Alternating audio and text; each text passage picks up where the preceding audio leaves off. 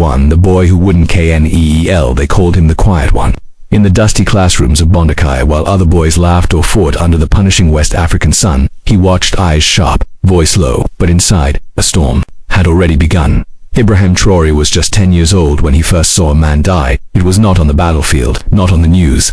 It was in real life. A soldier from his village, returned from fighting jihadists in the north, dumped like scrap at the edge of town. No honors, no funeral, just a whisper from the elders. He served the country, and the country forgot him. That day, something shattered inside the boy, and something else was born. I will never let them forget us again. Ibrahim, aged 10, to his mother Kudugu. Years later, the boy became a student, then the student became a man, but he never stopped watching. When his peers rushed to become doctors, engineers, or businessmen, he made a different choice, to wear the uniform of a country that didn't even know his name. "You're making a mistake," they said. "Soldiers don't rise here, they vanish." But Traoré didn't join the army to rise, he joined it to learn, to understand power, to track where it came from, and who was truly holding it. The first betrayal, he was 24 when he saw the next fracture dart in a secret meeting at the Northern Front. Traoré, still just a junior officer, heard his commanders talk openly. "Forget the villagers," the French say. "We only protect the mines. That's the priority. And the terrorists, if they stay away from the gold, let them be. Gold over lives, mines over mothers." He said nothing that day. He simply saluted, walked out, and wrote everything down. It would not be the last betrayal. The empire's shadow, Burkina Faso, like much of West Africa, was bleeding slowly, outwardly independent, yet suffocating under the CFA franc printed in Paris French military bases, watching but never protecting contracts, signed in silence. That gave multinational firms 90% of the gold and none of the gilt, and inside this broken machine stood a captain with no rank in politics, no allies in power, but a mind sharper than any bullet. The quiet rebellion. Traoré didn't launch a coup, not at first. He launched a movement, quiet, strategic, invisible. Young officers, disillusioned students, farmers tired of burying sons lost in wars they never started. They didn't march in the streets. They met at night, in the bush, or in broken buildings with no cameras. And they studied Sankara's speeches, Libyan tactics, Russian doctrine, Cuban resistance, and, most of all, they studied history, not the version written in French textbooks, but the one carved into the scars of their own people. September 30th, 2022 to 6:15 a.m. Sun had not yet risen when the streets of Ouagadougou exploded. Gunfire, barricades, helicopters circling overhead. And then, at 6:32 a.m., the national TV signal changed to maninuniform.com/collected. "We have decided to take our responsibilities before history. The MPSR is now in charge. I am Captain Ibrahim Traoré." The world laughs, then worries. At first they called him just another junta boy, too young, too inexperienced, a puppet waiting to be bought by Russia or silenced by France. But Traoré didn't ask for permission. He dismantled the old guard in weeks, expelled French forces, seized control of the gold supply chain, armed local fighters without foreign consultants, and most shockingly spoke directly to the people, unfiltered, unpolished, furious. He wasn't trying to be presidential. He was trying to be understood. Whispers of death by December. Rumors swirled. France was planning his removal. The same playbook. Again, smear campaigns and European media claims of Russian influence, attempts to split the army, and perhaps an accident arranged in the dark. But Traoré did not flinch. Instead, he disappeared. For weeks, no public appearance, no speeches, no parades. People feared he was gone, that he had been taken, that the empire had won again. But then, on a stormy night in January, he returned in uniform, in the rain, in front of a crowd of thousands. "They want me dead, but I'm not afraid to die if it means we live free." That night, when the storm hit and the cameras rolled, even the wind seemed to freeze. And in that silence, across Burkina, across Mali, across the diaspora, something shifted. Millions watched from their phones, their homes, their cafes. Some wept, some clenched their fists. If you're feeling it too, this rise, this fire, this truth that refuses to be silenced, subscribe now, because what comes next is not in the news. It's in the story we are writing right now. Together, Part 2. The man who spoke to ghosts. Every revolution wakes the dead. And Ibrahim Traoré knew that to fight for the future, he'd have to walk with the spirits of the past. The war no one sees while the world watched the headlines. Traoré expels France. Traoré invites Wagner. Traoré threatens ECOWAS. Another war had begun, not a war of bullets, but of beliefs. Inside ministries, old networks resisted. Old men in expensive suits whispered in foreign tongues. Old contracts were printed again, in secret, behind closed doors. "He will get tired," they said. "He is too young. He doesn't understand how this game is played." But what they didn't know is that Traoré wasn't playing a game. He was rewriting the rules. The return to Sankara's shadow. In a quiet moment, Traoré stood alone at the grave of Thomas Sankara. Rain was falling, soft and cold. There were no cameras, no soldiers, just one man, and a promise. They killed you because you told the truth. I will not die in silence. That night he gave orders, a full audit of all mining contracts, removal of all vehicles gifted by French military aid, seizure of luxury assets from former ministers, redistribution of 30,000 hectares of unused land to youth cooperatives. The West called it authoritarian. The people called it finally. Inside the palace a crisis unfolds, but revolutions don't only make enemies outside. Inside the presidential palace, tensions grew. Some officers feared retaliation from ECOWAS, others wanted peace talks with France. One general even proposed a neutral transition. That general disappeared 3 days later. Traoré had made a decision. We are not halfway rebels. We finish what we start, or we die trying. The ambush in March 2023, on the road to Gibbo, his convoy was ambushed, not by terrorists, not by foreign mercenaries, by his own men. 3 vehicles, turned, guns raised, no radio signal. Traoré stepped out of the car himself, alone. If you want to be president, shoot me now. But no, this if I fall, you'll answer not to France, but to Arshimili and Burkina, who have nothing left to lose. They lowered their guns. Imagine that moment. Alone, unarmed, a man facing betrayal from within his own ranks, and still refusing to kneel. That's not politics, that's purpose. And if that kind of leadership matters to you, subscribe now, because these stories are not told on television. They're built by voices like yours, keeping the fire alive. The message to the empire in July 2023. Traoré delivered a message not in French, but in more the language of the land. They took our gold. They made us beg in our own tongue. But the lion does not ask permission from the hyena. The next day, Total Energies was expelled. 35 French diplomats were declared persona non grata, and in a move no one expected, Traoré invited African students from Niger, Mali, and Guinea to study in Burkina Faso for free. If they shut out borders, we open our hearts. The Spies and the Secrets, August 2023, a plot. Documents leaked from within the Ministry of Defense, a plan to neutralize Traoré through food poisoning. Suspected coordination between foreign attaches and a local officer named K. He survived but barely. After 3 days unconscious, he awoke and summoned the suspect to his chamber. No guards, no press, you had your chance, I'm still here. That man was never seen again, Traoré would later say. The worst part wasn't that he tried to kill me, it's that he thought the empire would protect him. The fire in the north, the jihadists struck back. 2 villages burned in one night, 30 women and children dead. The West blamed a failure of intelligence. Traoré blamed the cowardice of compromise. He didn't mourn publicly. He flew directly to the front, in full uniform, armed, and stood with the volunteers for the defense of the homeland VDP. If they want our land, they'll have to kill every last one of us, and we will not die quietly. The footage leaked him in the trenches, face in the dust, firing beside farmers. The image shattered the narrative. This was not a warlord. This was not a Russian puppet. This was a man ready to bleed with his people. Echoes across Africa and Mali. Young soldiers began quoting him. In Chad, students carried signs with his face.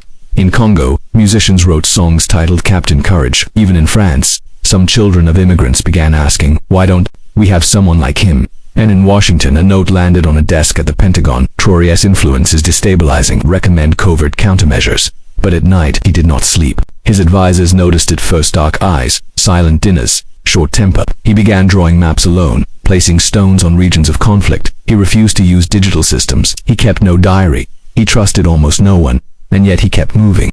I'm not here to be loved. I'm here to break the curse. Part 3. A president without a master power is never given. It is stolen and then defended in the dark. By the time Ibrahim Traoré reached his first full year in power, he had survived 2 assassination attempts, 3 diplomatic betrayals, and countless operations from friendly foreign governments. Yet he remained unbent and more dangerous than ever. A president in combat boots, and like his predecessors, Traoré refused to live behind walls. He visited markets without escorts, walked into villages without cameras, and when mothers of slain militia asked for truth, he sat in the dust with them, listening, not speaking. One day, in a burned-out school in Arbinda, a boy approached him. Captain, are you the one they want to kill? Traoré didn't he blink. Yes, but they'll have to try harder. The boy smiled, and gave him a small wooden lion he had carved by hand. Traoré kept it in his left pocket every day after. The message to Paris in a private call with the LEC. A French diplomat tried to reason with him. Captain, if you continue this path, Burkina will be isolated, cut off, poor. We can help you. Traoré didn't raise his voice. You've helped us for 60 years. You helped us forget our names, helped us export our wealth, helped us die quietly. Then he hung up. Russia in the rear view, and yet, just as the West labeled him Putin's pawn, Traoré made a move no one saw coming. He refused to grant Russia exclusive mining rights. He rejected their military base proposal. And when asked about Wagner, he responded, We work with those who help us fight, but I don't kneel to anyone. Not Moscow, not Paris. The Summit of Shadows in September 2023, inside a hangar near the border with Mali. Traoré met with leaders of Mali and Niger, Assimi Goïta and Abdourahmane Tchiani. No translators, no journalists, just 3 uniforms, 1 lantern, and the map of West Africa. They're coming for all of us, said Tchiani. They'll crush us one by one. Then we stand as one, said Goïta. No, Traoré corrected. We rise as one, or we vanish together. The next month they announced the Alliance of Sahel States AES, a military and political pact of survival. The empire laughed, but the people didn't. In the streets of Bamako, Niamey and Ouagadougou, millions cheered like freedom had finally gotten a name. A funeral without a body. October 2023, a convoy ambushed, a village massacred. Among the dead, children, elders, volunteers. No mainstream media covered it. No international tributes, but Traoré was there. He stood among the ashes, eyes red, lips clenched. No one will mourn us but us. He knelt, took ash in his palm, and whispered to the dust. No one heard what he said, but that night he ordered the largest counteroffensive in Burkina's modern history, and then he vanished again. The world won't tell you this story. It won't show you the tears in the dust, or the soldiers who fight with sandals and no salary, or a president who buries the fallen himself. If this truth matters to you, don't just scroll. Don't stay silent. Subscribe now, because if we don't preserve these stories, they will erase them, like they always have. Ghosts of the past, eyes of the future. In private, Traoré began drafting something even more radical, a new constitution, not written by lawyers in the capital, but shaped by local assemblies in every region. The process was slow, chaotic, but it gave people a taste of something they'd never had before: ownership. Meanwhile, old elites fled to Abidjan, to Paris, to Rabat. Some plotted, others begged to be forgotten. One leaked memo from an ex-minister read, "This boy has done more in 12 months than we did in 20 years. A visit from the south in early 2024. A delegation arrived from South Africa. Secretly, not official, they brought a message from an old freedom fighter still alive, still watching. Tell him the chain can be broken, but only if he survives long enough to teach others how." Traoré didn't smile. He just nodded and looked out the window toward the children playing football in the mud. "Then I must become harder than the iron that bound us." The women who refused to leave as threats intensified. His advisors begged him to send his family abroad, to hide them, but his mother refused. "If they kill you, they kill me too. I didn't raise a lion to be caged." She remained in Bobo Dioulasso, unprotected, visible. And when foreign journalists asked why she wasn't afraid, she answered in more: "You only fear death when you forget who you are." Part 4. The day they tried to erase him. If they cannot kill the man, they will kill his image. And if that fails, they will kill the truth. The silence before the storm. March 2024. Something felt wrong. No attacks, no threats, no foreign statements. Even the press had grown quiet, but Traoré sensed it. The empire never sleeps. When it's quiet, it means they're loading the next bullet. He was right. The deep sabotage. In March 14, 2024, Burkina Faso's main hydroelectric station suffered a technical failure. The grid collapsed. Hospitals blacked out, markets closed, water pumps died. Then the cell towers failed for 16 hours. The nation was plunged into digital silence. No electricity, no internet, no phone calls. A new kind of coup, not with guns, but with ghosts. The leak that broke the shield that night. A mysterious video leaked online, grainy footage, allegedly showing Traoré in a luxury hotel in Dubai, wearing a Rolex, laughing with Russian escorts, drinking champagne. The caption, "The revolutionary's real face." It exploded. Within hours, Twitter bots in French, English, and Arabic flooded the internet. Accusations, hashtags, #Traoré, exposed, trended in Paris and Dakar. CNN picked it up. RFI called it the final nail. The empire struck where it hurts the most. Credibility. The nation reacts. Across Ouagadougou, panic broke out. People screamed in the streets. Markets shut down. Even militia leaders hesitated. "If he's a fraud," said one young fighter, "then who are we dying for?" But the elders knew, and they waited. And then, at 6:43 p.m. the next day, he returned. The confrontation in front of 40,000 people at Place de la Nation, with no bodyguards, no script, no luxury suit. Traoré walked alone to the center of the crowd. He lifted his shirt, showed his scarred chest, his cracked boots, the old lion carving in his pocket. "I don't need to deny the video. I need to ask you something deeper. If I were everything they said, would I be here, or hiding in Paris, like the men they protect?" The crowd didn't cheer, not at first. They wept. Then, like thunder, a chant rose: "On n'y recule pas, on n'y recule pas." We don't step back. That night, something ancient awakened. A wound buried under centuries of betrayal, now wide open, bleeding, furious, alive. If your heart shook when the lies hit the screen, if you've ever watched a leader stand in fire and not flinch, subscribe now.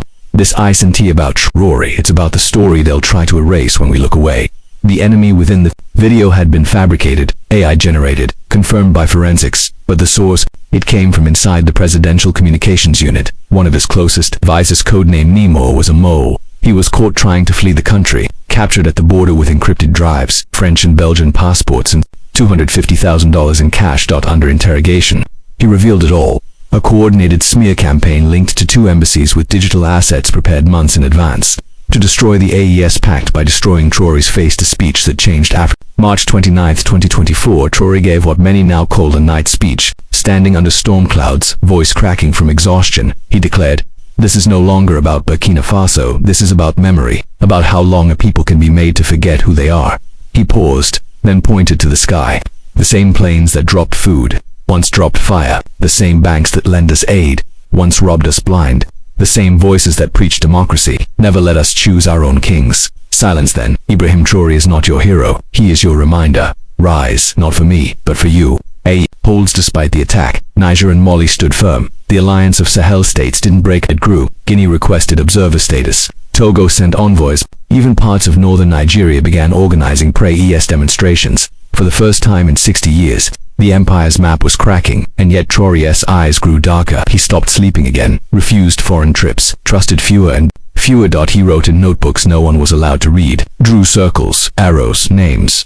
And on the last page of one notebook found later by aides he had scribbled, "They will come, not when I'm strongest, but when the people have just begun to hope." Part 5. The last trick of the empire. When bullets fail, when lies fall short, there remains only one weapon, doubt. And in 2024, the empire sharpened it like a dagger. The isolation strategy. April 2024, a new plan emerged, not through tanks, not through drones, but through chambers, treaties, and silence. ECOWAS suspended Burkina permanently. UEMOA froze financial reserves. The World Bank delayed all aid indefinitely. Foreign embassies were recalled quietly, one by one. The message: let him rot. Inside the palace, advisors panicked. Our funds are blocked. We have no access to medicine. Fertilizers are running out. The NGOs have left. But Traoré just stared at the ceiling. Then we grow what we need. We build what we lack.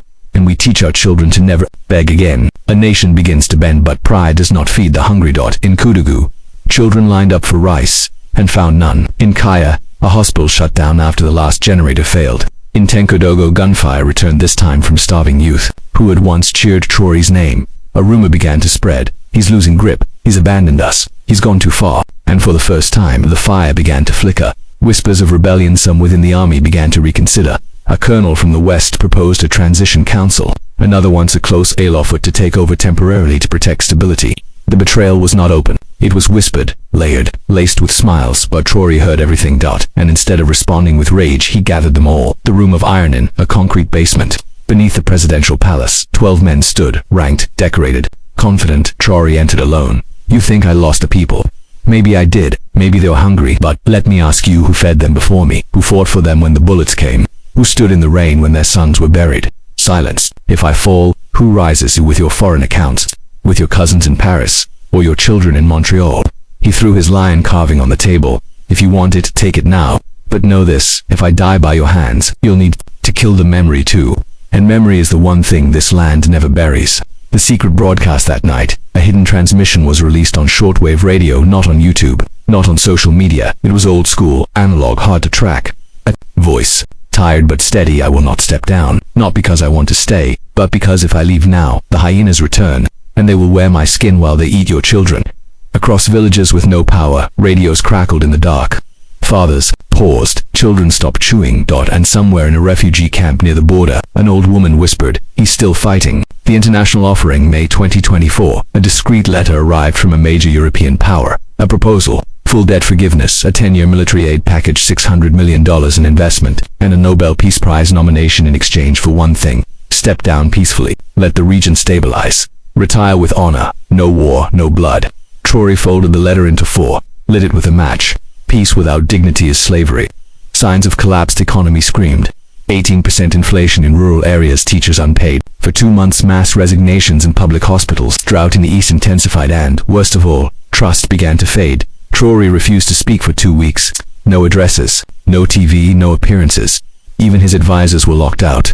The return of the fire then. One dawn in late May, Height walked out to the courtyard, barefoot, no press, no army. He found an old gardener tending the palace trees. Did they cut water here, too? He asked. The old man nodded. Yes, but roots, remember rain.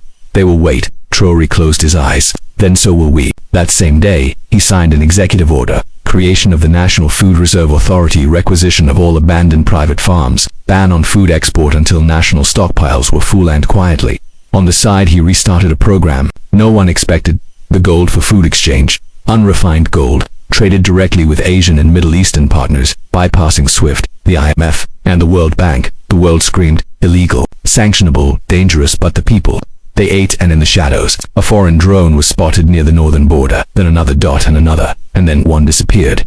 Part 6. The sound of drums. History does not turn quietly. It groans, it fractures, and then it screams. By June 2024, the empire had tried it all. Bribes, sanctions, smears, internal sabotage, starvation, and yet he remained, but not untouched. The cost of resistance. Traoré had lost weight. His voice rasped. He barely spoke during council sessions. His mother fell ill, 3 of his closest aides disappeared, and 2 assassination attempts had been foiled by children who had overheard whispers in market stalls. He no longer slept in the same bed twice. He stopped writing in notebooks. His food was tested by dogs, but in every village he visited the same chant still echoed, "On ne recule pas, we do not step back." The return of the wolves. On June 18th, reports arrived that a joint ECOWAS force was mobilizing, with support from foreign advisors stationed in a training base outside Dakar. Officially, the operation was regional stabilization. Unofficially, it was clear they were coming, not just for the AES, for the idea. And in a rare moment of solitude, Traoré whispered to himself, "So this is how empires end, not in fire, but in hunger, in betrayal, in silence." The red map inside the underground war room. His team gathered around a digital table. A red line moved south from Niger, another from Ivory Coast, a third flickered at the Ghana border. Someone said, "We're surrounded." But Traoré pointed to the center of the map. "Ouagadougou, no, we're planted." And then he drew a circle around it and said, "Let them come, but they will find something here they've never faced before."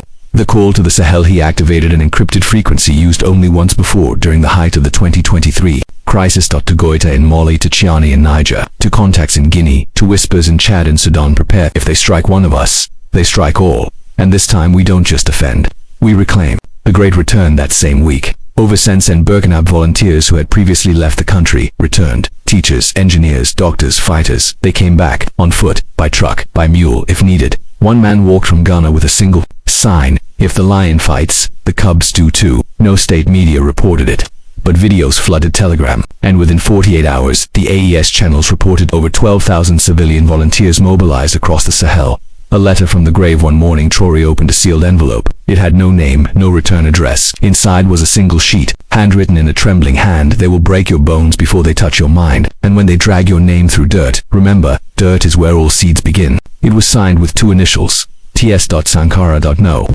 one could verify its authenticity, but Traoré kept it under his vest. The disappearance then. Suddenly he vanished. No appearances, no speeches, no tweets, not even in internal AES briefings. Whispers of death, a coup, foreign abduction, internal collapse. Panic spread, until a week later at the border town of Dori, a military truck stopped, and from the back he emerged, dressed as a volunteer, rifle in hand, dust on his skin. You cannot lead a war from marble, you lead it from mud. The School of Lions. In a secret initiative, Traoré established a new training camp, not for soldiers, but for children, not to teach them war but memory, strategy, discipline. They learned languages, maps, tradecraft, medicine, agriculture. He called it the School of Lions. Not to fight, but to outlive. We don't raise warriors to die.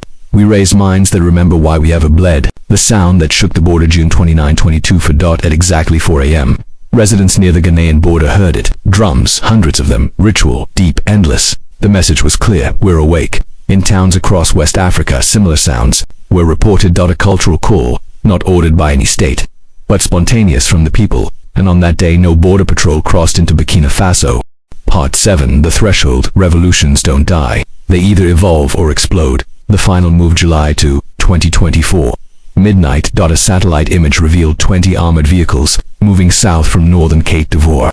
2 hours later, a radio signal was intercepted. Target to be neutralized within 72 hours. Operation will be blamed on rogue factions. It was real. A strike team was en route, and Traoré was the target. No one slept in the war room. Generals argued. We strike first. We evacuate the capital.